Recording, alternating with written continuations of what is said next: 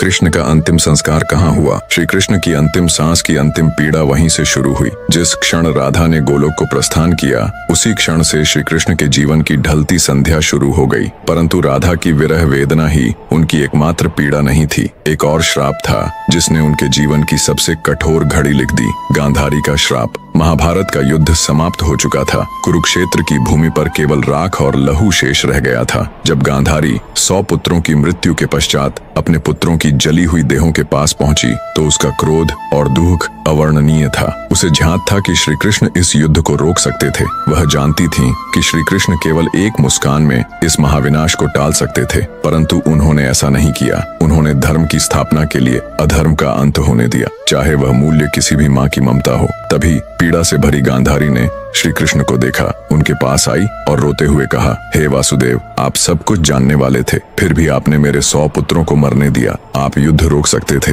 पर आपने केवल तमाशा देखा। मेरी ममता की आग आज आपको भी छुएगी। मैं आपको श्राप देती हूँ। ठीक वैसे ही जैसे मेरा वंश समाप्त हुआ, वैसे ही यदुवंश भी नष्ट होगा और आप भी अपनी मृत्यु को अकेले अपनों से बिछुड़कर एक तीर की पीड़ा में अनुभव करेंगे। श्री कृष्ण ने गांधारी के श्राप को शांत मन से स्वीकार किया, क्योंकि वह जानते थे यह भी उसी लीला का एक भाग है। जिस न्याय को वह लेकर आए थे, उसी न्याय की अग्नि अब उनके अपनों को भस्म करेगी। गांधारी का श्राप, राधा की जुदाई और यदुवंश का अंत, यही वो अंतिम अध्याय थे जिसने श्री कृष्ण के मानवीय रूप को सबसे गहरे दुख से भर दिया। अब जानिए कैसे त्रेता युग में श्री राम द्वारा दिया गया वरदान बना द्वापर में श्री कृष्ण की अंतिम लीला का कारण। अगर आपको श्री कृष्ण की अंतिम सांस के बारे में आगे बढ़ाना है तो चैनल को सब्सक्राइब करें। त्रेता युग का वह समय था जब राम ने रावण का वध कर अयोध्या लौटकर राम राज्य की स्थापना की थी। एक शाम अयोध्या के समीप एक तपस्वी राक्षस आया। नाम था जरासुर। वह युद्ध नहीं चाहता था,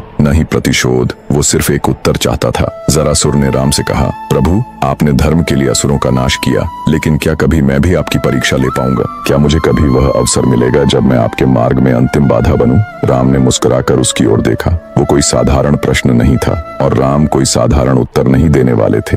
राम बोले, जब मैं द्वापर में श्री कृष्ण रूप में जन्म लूंगा, तब तू मनुष्य रूप में जन्मेगा और वही जीवन तुझे वह अवसर देगा जिसकी तू आज याचना कर रहा है। तेरे हाथों ही मेरी लीला इस धरती पर पूर्ण होगी, ये मेरा वचन है। जरासुर झुक गया। उसने नहीं जाना कि वह वचन युगों बाद एक महारहस्य का कारण बनेगा। समय बीतता गया, युग बदले और द्वापर में वो वचन धीरे धीरे श्री कृष्ण के अंतिम क्षणों की ओर बढ़ने लगा। जब लीला पूरी हो चुकी थी और ब्रह्मांड का सबसे बड़ा प्रेमी अपने सबसे गहरे अकेलेपन में डूब चुका था, वो द्वारका का अंत था। सब कुछ समाप्त हो चुका था। यदुवंश का नाश, रणभूमि की गूंजती चीत्कार और अपनों की ही तलवारों से बिखर चुका भविष्य। श्री कृष्ण अब अकेले थे। न सुदर्शन उनके हाथों में था, न अर्जुन उनके पास, न राधा, उनके हृदय के सबसे निकट वाली आत्मा। श्री कृष्ण एकांत में द्वारका से बहुत दूर एक शांत वन में पहुंचे। वहीं एक पुराना पीपल का पेड़ था। उसी की छाया तले बैठ गए। उनके गले में वही बांसुरी लटकी थी जो कभी राधा के लिए बजती थी। धीरे धीरे आंखें बंद की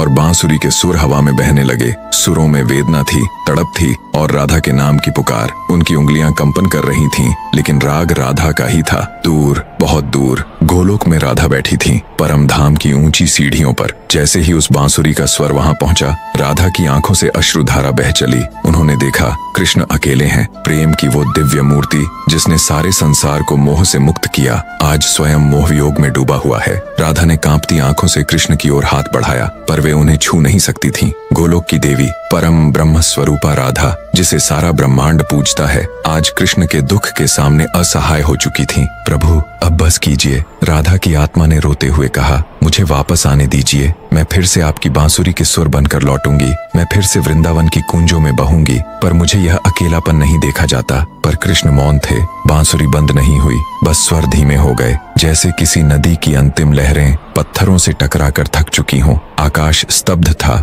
धरती निःशब्द थी और समय उस क्षण के आगे बढ़ना भूल गया जब ईश्वर भी थक गया। धीरे धीरे सांझ उतर रही थी। पीपल का वह पेड़ जो वर्षों से बस एक साक्षी था, आज श्री कृष्ण की अंतिम सांसों का गवाह बनने जा रहा था। उसकी जड़ों के पास एक थकी हुई देह बैठी थी। वो देह जिसने पूरे युग को चलाया, जिसके इशारे पर धर्म टिका रहा, आज वही देह कांप रही थी, अकेली, शांत और टूटी हुई। कृष्ण की आंखें बंद थीं, लेकिन मन में बवंडर चल रहा था। एक जीवन जिसमें कभी विश्राम नहीं मिला। मैं जन्मा तो माँ की गोद भी पूरी नहीं मिली। देवकी की कोख से जन्म लिया, पर पहली बार जब आंख खोली मेरे चारों ओर जेल की दीवारें थीं। माँ यशोदा ने पाला, पर जन्म देने वाली माँ को देखने तक न मिला। माँ के स्पर्श की तलाश, बालपन की मासूम हंसी कभी जी नहीं सका। जिस उम्र में बच्चे कंदमूल खाते हैं, मैं राक्षसों से लड़ा और फिर आया प्रेम। राधा मेरा सबसे सुंदर, सबसे निर्मल अनुभव। पर क्या मिला? न नाम के साथ जुड़ सकी, न साथ के साथ जीवन भर चल सकी। मैंने प्रेम किया पर निभा न सका।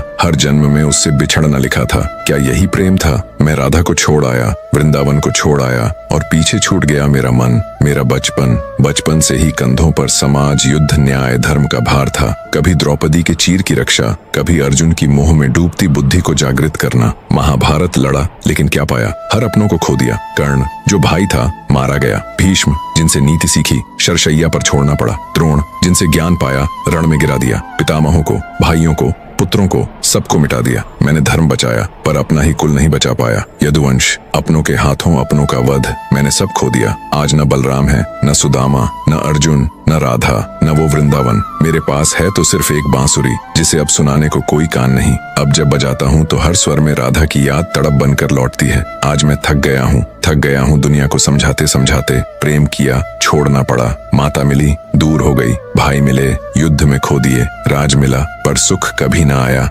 इतना सब सहने के बाद भी आज मेरी अंतिम सांसें हैं और मैं अकेला हूँ इस पीपल के नीचे, जहाँ कोई नहीं है सिवाय मेरी टूटी बांसुरी के। शायद अब यही ठीक है। शायद अब राधा के पास लौटने का समय आ गया है। शायद अब मैं भी विश्राम का अधिकारी हूँ। धीरे से श्री कृष्ण बांसुरी को होठों से हटाते हैं और दोनों हाथों से उसे मोड़ते हैं। एक टुक बांसुरी टूट जाती है। राधा की स्मृति कृष्ण की आत्मा के साथ टूटकर उस पीपल के नीचे कहीं खो जाती है। अब बस एक शांति है, गहन, गूंजती हुई, जैसे स्वयं समय थम गया हो। पीपल के पेड़ के नीचे श्री कृष्ण जमीन पर लेटे हुए थे। आंखें आसमान की ओर थीं। बांसुरी अब भी उनके होठों से सटी थी, लेकिन अब कोई धुन नहीं निकल रही थी। शरीर थक चुका था, मन शून्य हो गया था। तभी दूर जंगल में शिकारी जरा अपने शिकार की तलाश में भटक रहा था। उसकी नजर श्री कृष्ण के चरणों पर पड़ी। गेरुआ पीतांबर की सुनहरी चमक और पैर का अंगूठा। दूर से देखा तो उसे लगा कोई हिरण झाड़ियों में छिपा है। जरा ने धनुष उठाया, बिना सोचे विचारे बाण चढ़ाया और चला दिया। बाण हवा चीरता हुआ सीधा श्री कृष्ण के पैर में आकर लगा।